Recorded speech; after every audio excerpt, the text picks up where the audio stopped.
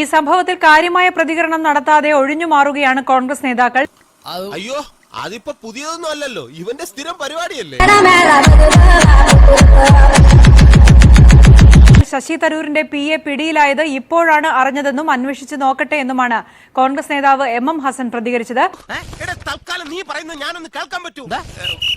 ഞാൻ പറയണെങ്കിൽ നിനക്ക് കേൾക്കാൻ. സ്വർണം കടത്തുന്നവർ ആരാണെന്ന് ഇപ്പോൾ ബോധ്യപ്പെട്ടില്ല എന്നായിരുന്നു CPM സംസ്ഥാന സെക്രട്ടറിയുടെ പ്രതികരണം. നിങ്ങളിപ്പോ പറയുമ്പോഴാണ് ഞാൻ അറിയുന്നതെന്ന്. എനിക്ക് അയാളെ PA ആണോ അയാൾ ഈ പുള്ളിയുമായിട്ട് ബന്ധം അതെനിക്കറിയില്ല. ശകലകലാവല്ലഭൻ. അതുകൊണ്ട് അത് അന്വേഷിച്ചേ പറയാൻ പറ്റൂ. നിങ്ങൾ അദ്ദേഹത്തോട് ചോദിക്കണം. ശരി, അപ്പൊ അങ്ങനെയാണ് സംഗതികളുടെ കിടപ്പ്. അല്ലെങ്കിൽ ഔദ്യോഗികമായിട്ടുള്ള കാര്യങ്ങളുടെ അടിസ്ഥാനത്തിൽ ഞാൻ അന്വേഷിക്കാം, ഞങ്ങൾ അന്വേഷിക്കാം. ഞാനൊന്നും മിണ്ടുന്നില്ല, ഞാനൊരു വികാര ജീവിയാണ്. വികാരജീവി.